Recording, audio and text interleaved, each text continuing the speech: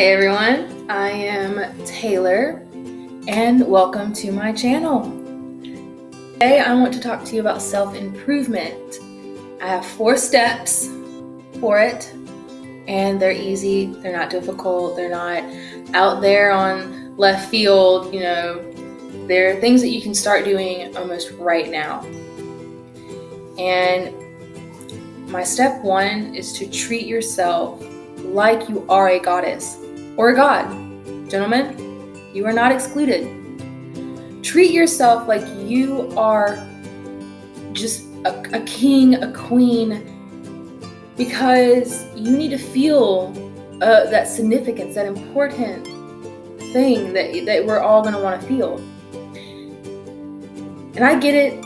You may feel like, what is she talking about? I'm not a goddess. I'm not a queen. I'm a mom that constantly has oatmeal on my shirts. I constantly smell like baby formula, or I have them always covered in dog hair. Like, no king is covered in dog hair. Yes, they are. So what? I'm covered in dog hair all the time. Always. I got dogs. But treat yourself like you are that goddess or that god. If it's taking a very long bubble bath with candles lit and wine is poured and you are just soaking in the day, you need to do that because you need to reward yourself. You woke up today. You went to work. You cleaned the house. You went out in the yard. You took care of the animals. You took care of your kids. You did so much. You need to reward yourself, and that is to pamper yourself. That is to take care of yourself. That's to do something that you very much enjoy. If it's going to Starbucks, getting that iced cappuccino, sitting in that parking lot, and you drink that bad boy listening to the 90s pop, then that is your goddess moment, and you will feel awesome. And you do, don't you? I do. I listen to the 90s alternative. I love it. My step 2, give yourself a goal. Give yourself a goal, a purpose. All right? You live longer having a purpose.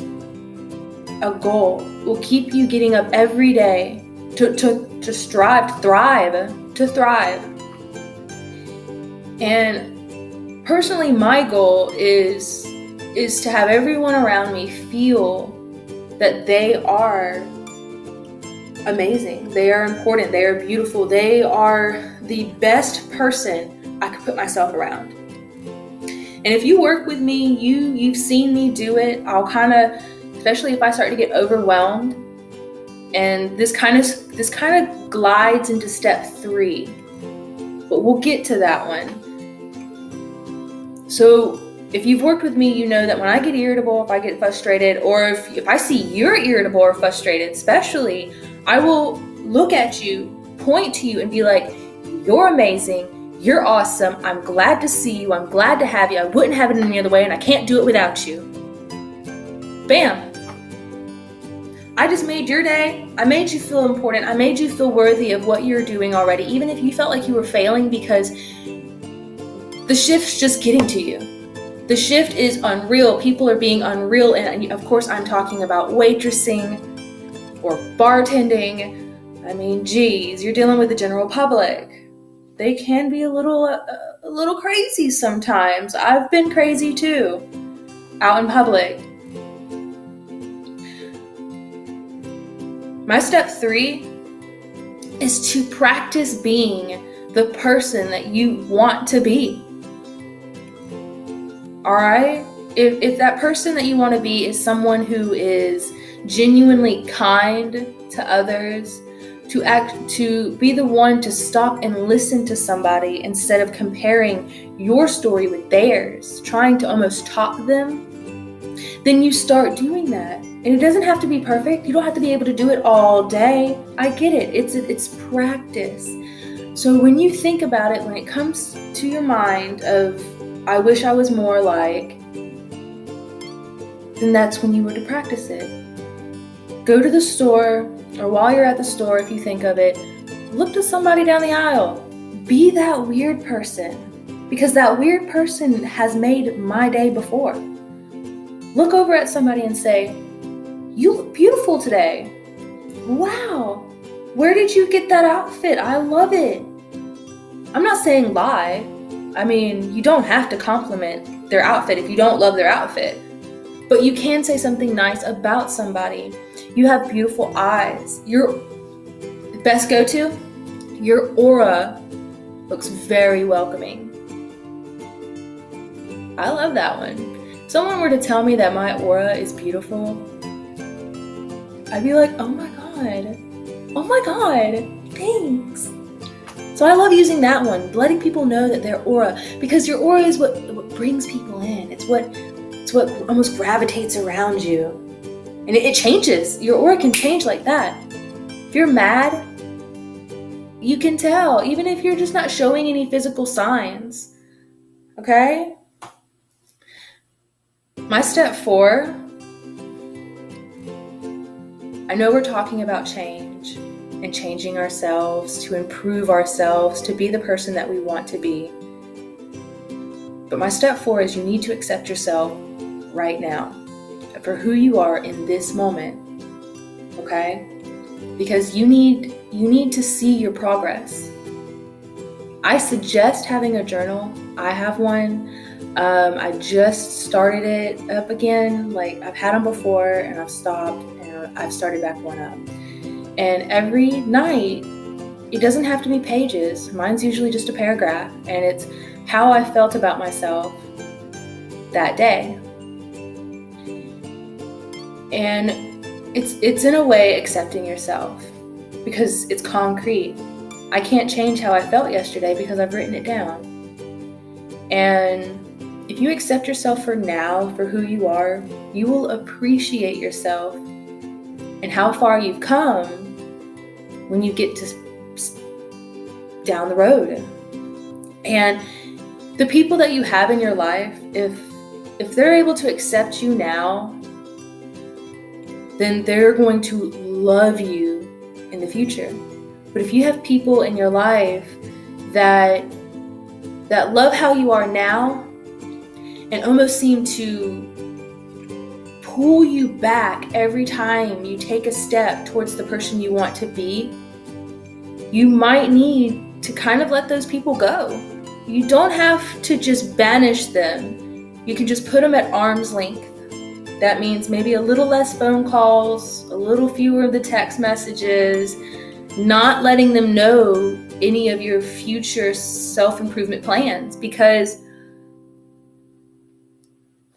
some of your best friends can be very hindering to your growth.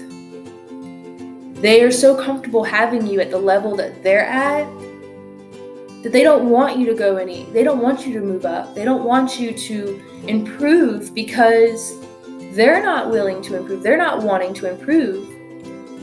So they want to keep you comfortable with them because they're comfortable. And that's okay, but if that's not what you're wanting, that's not what you're wanting. And you want to be more, then you need to kind of step away from them, grow, and hopefully by example, they're willing to grow with you and the friendship doesn't have to just almost implode. Because I would love my friends to grow with me, but some are just not ready and some are just not there, and some have surpassed me. I mean, that's the thing. It's how it works. I have friends that have started this journey and they are to the moon. They've done wonderful with it. They have reached beyond expectations. And by example, here I am, wanting to feel and look just as great as they are. They are true goddesses in the form that they love themselves. They have that magical aura about them that just puts them on that pedestal for me of almost idolizing.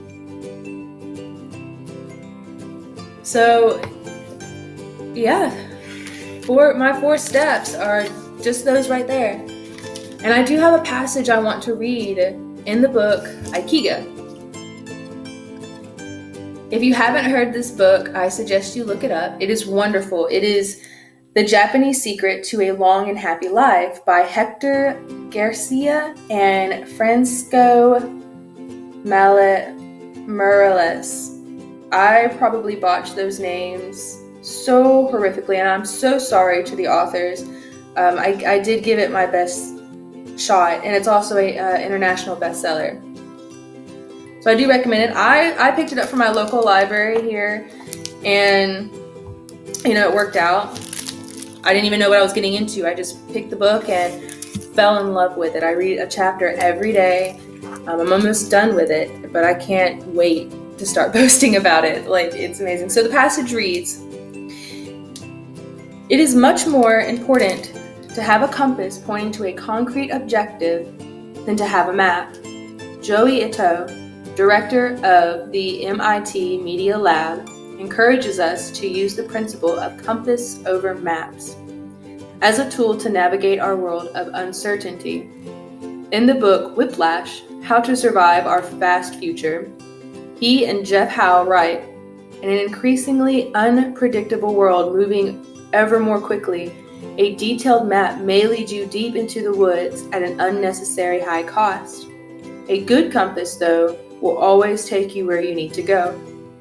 It doesn't mean that you should start your journey without any idea of where you're going, but it does mean to understand that while the path to your goal may not be straight, you'll finish faster and more efficiently than you would have if you had trudged along a pre-planned route. And I take that as, my step 2 of having that goal, having that purpose. You don't have to put so much planning into it. You don't have to sit and constantly write, well, I have to do this today and then this tomorrow, and make these lists. I used to do that. I used to make lists all the time of things I have to do to accomplish the goal that I wanted. And it was a waste of time. It was pressure almost. It was so much pressure for myself to achieve this that I wanted to achieve. You don't have to do that. You just have to have that idea in your heart of what and who and the goal that you want to be and have, and that should help guide you a lot quicker to being that person. All you have to do is put in the practice, remember the goal every day, and just be the best goddess version or God version of yourself. All right, well, I do hope that this has helped you. I hope that this has inspired you. And if it has, let me know down below. So, y'all have a very wonderful day. I hope to see you next time, and stay awesome, stay amazing, stay beautiful, stay you.